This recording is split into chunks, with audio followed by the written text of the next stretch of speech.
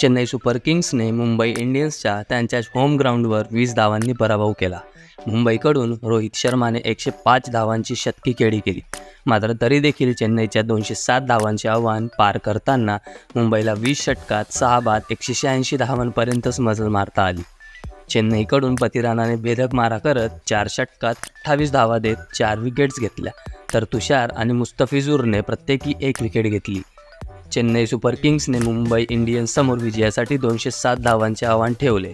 प्रथम गोलंदाजी करणाऱ्या मुंबई सुरुवातीला चेन्नईच्या फलंदाजांवर अंकुश ठेवला होता, मात्र कर्णधार ऋतुराज गायकवाड 69 धावा आणि शिवम दुबे नाबाद 66 धावा यांनी डावाला गती देत तिसऱ्या विकेटसाठी 90 धावांची भागीदारी रचली।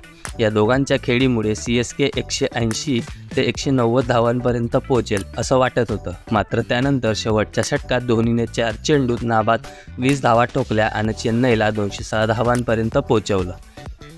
रोहित शर्माने 63 चेंडूत 105 धावांची शतकी खेळी गेली, मात्र ही शतकी खेळी वाया गेली। चेन्नई सुपर किंग्सने सामना 20 धावांनी जिंकत गुणतालिकेत तिसरे स्थान पटकावले। चेन्नईकडून पतिरानाने भेदक मारा करत 28 धावा देत 4 विकेट्स घेतल्या। मुंबई इंडियन्सने चेन्नई सुपर किंग्सच्या 207 धावांच्या आव्हानाचा पाठलाग करताना दमदार सुरुवात केली। सलामीवीर रोहित शर्मा आणि ईशान किशन यांनी पहिल्या 6 षटकात 63 धावा चोपल्या। यात रोहितच्या 42 तर ईशान किशनच्या 21 धावांचे योगदान होते। डॅरेल मिचेल 14 चेंडूत 17 धावा करून बाद झाल्यानंतर महेंद्रसिंग धोनी शेवटचे शतक खेळण्यासाठी आला। त्याच्या वाट्याला शेवटचे 4 चेंडू आले होते।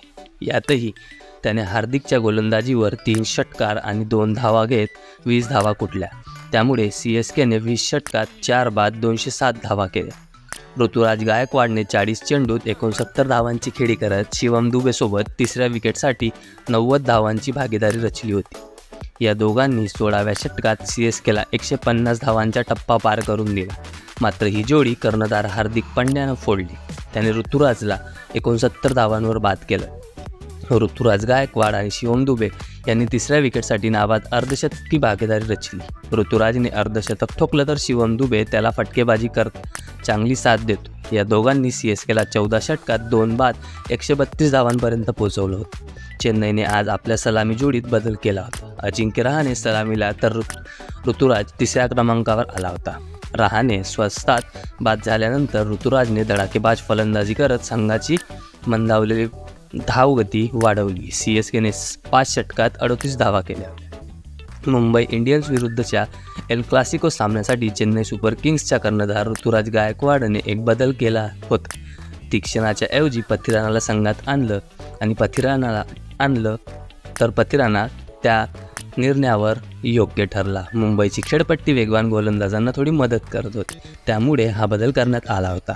मुंबई इंडियन्सच्या कर्णधार हार्दिक पांड्याने नाणेफेक जिंकून प्रथम गोलंदाजी करण्याचा निर्णय घेतला होता। पांड्याने आपल्या विनिंग कॉम्बिनेशनमध्ये बदल न करण्याचा निर्णय घेतला। सेम टीम ठेवत त्याने धोनीचाच वारसा पुढे चालवला।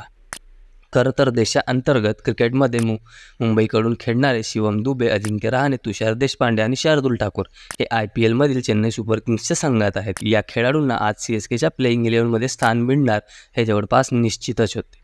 गेल्या सामन्यातही हे खेळाडू चेन्नईच्या प्लेइंग 11चा भाग होते। चेन्नई सुपर किंग्स सध्या दुखापतींशी झुंजत आहे। संघाचे वेगवान गोलंदाज मथीस पथिराना आणि दीपक चहर जखमी झाले होते, पण तरीसुद्धा मथीस पथिरानाला त्यांनी पुन्हा आणले। मुंबई इंडियन्स आणि चॅम्पियन्स चेन्नई सुपर किंग्स हे IPLच्या इतिहासातील सर्वात यशस्वी संघ आहेत। दोघांच्या नावांवर 5-5 ट्रॉफी जिंकण्याचा विक्रम आहे। IPLच्या इतिहासात दोन्ही संघांमध्ये एकूण 36 सामने खेळले गेले आहेत, ज्यामध्ये 20 सामने मुंबईने जिंकले होते। त्याचवेळी चेन्नईचे 16 सामने जिंकले होते। तर मित्रांनो, व्हिडिओ कसा वाटला कमेंट करून नक्की सांगा आणि चॅनलवर नवीन असाल तर चॅनलला सबस्क्राईब करून घ्या।